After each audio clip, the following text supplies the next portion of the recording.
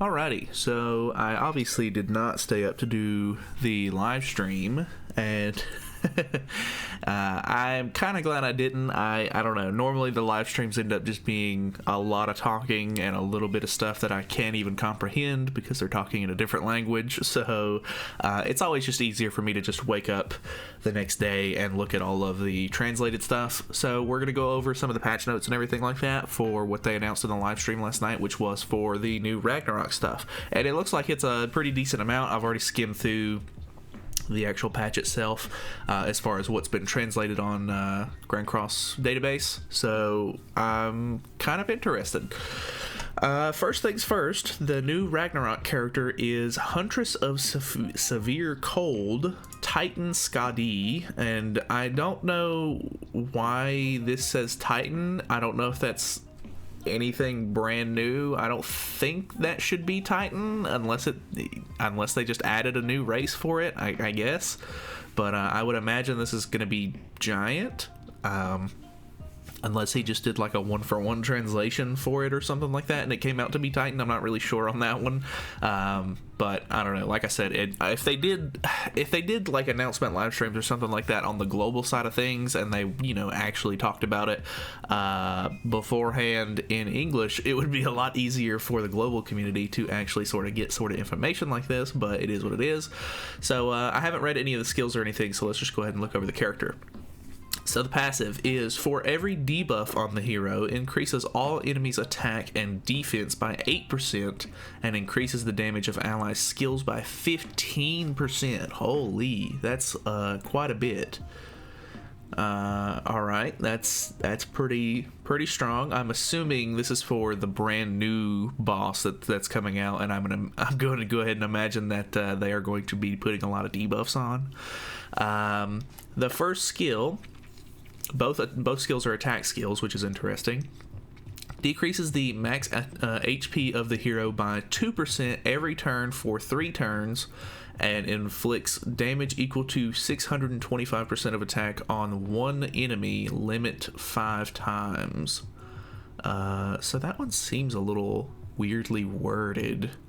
It has a really high damage modifier though. 625% is like probably one of the higher ones that I've seen. Decreases the max HP of the hero by 2% every turn for 3 turns. Huh, okay. So I think that the limit of 5 times, I don't know, obviously whenever we get this on global it'll probably be worded a little bit differently so that way we can get it better. I'm assuming the whole, I'm assuming it's going to deal damage and then it's going to put a max HP debuff on them, limit up to 5 times, and then the debuff itself lasts for 3 turns, which would make sense to me, I guess. But yeah, that's cool, I guess. And then the other skill is cancels buffs and stances on one enemy and inflicts damage equal to 400% of attack. It does not say on one or multiple enemies, but I would assume with a modifier this low that it would probably be an AoE skill. But it doesn't seem like this character is being like pigeonholed into like just demonic beast battle content, which is kind of nice, I guess, even though I'm sure that's what this passive is going to be really good for. Anyway, the ultimate inflicts damage equal to 360% of attack on all enemies and restores the HP of all allies by 30% of the damage dealt. So she's basically a new Brunhild. Okay. Very interesting there.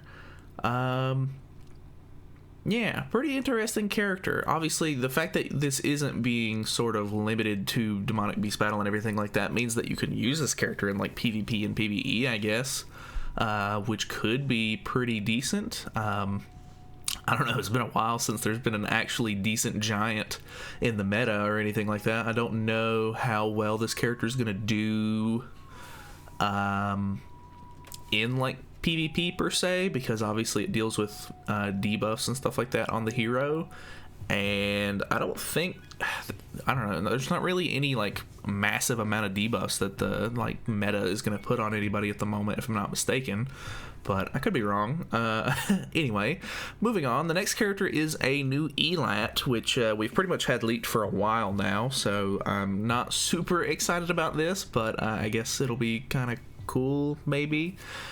Anyway, brand new blue Elat goddess unit. Okay, in Knighthood boss battle, if allies have all 3 attributes, strength, HP, speed, increases all allies' defense-related stats by 8% and decreases the damage received by 5% at the start of an allied turn. Limit of 5 times. So, the fact that this is for Knighthood boss only is a bit disappointing, mainly because I feel like Knighthood boss is not super accessible to most of the player base. I mean, I know that a lot of people say that it's not hard to have like a really good guild to get into Guild Wars and stuff like that, but at the same time, like, I mean, I don't know, it just I feel like I'm never able to sign up for Guild Wars for our guild, and I feel like, I don't know, it just is kind of weird. So I don't know that I'm excited for this character at all now, because the passive is so restrictive, but I don't know.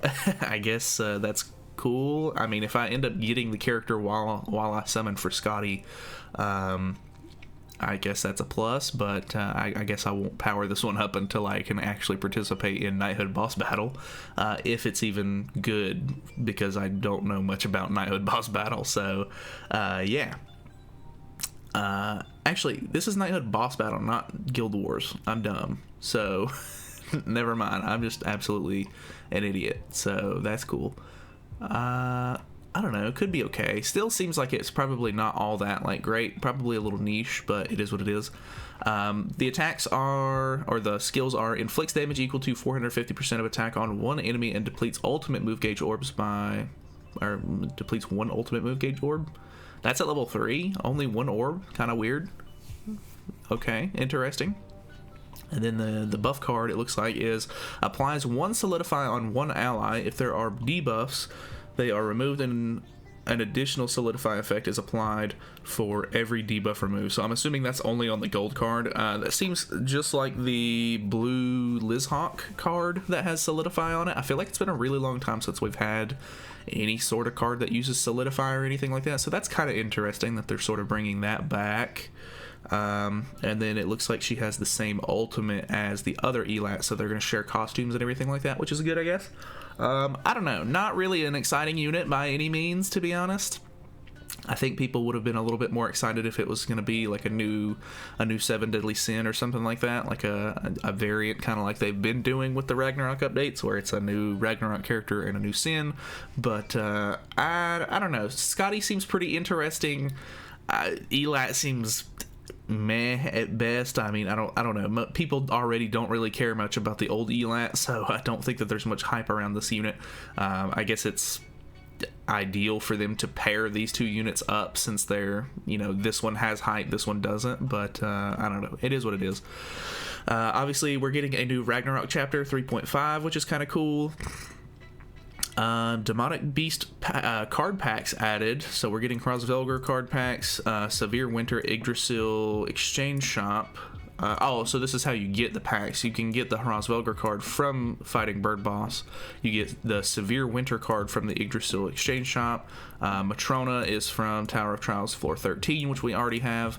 Brunhild you get from clearing Ragnarok chapter 3 whenever that comes out. If maybe we already have that. Maybe they're only adding half a chapter. I'm not really sure on that one per se. Margaret Ludociel is in the PvP shop, so oh boy.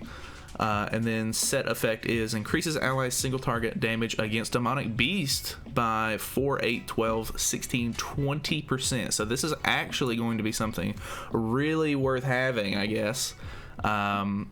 but at the same time, I feel like people really like the Secret Isle of Astal card set, the one that like does passive healing.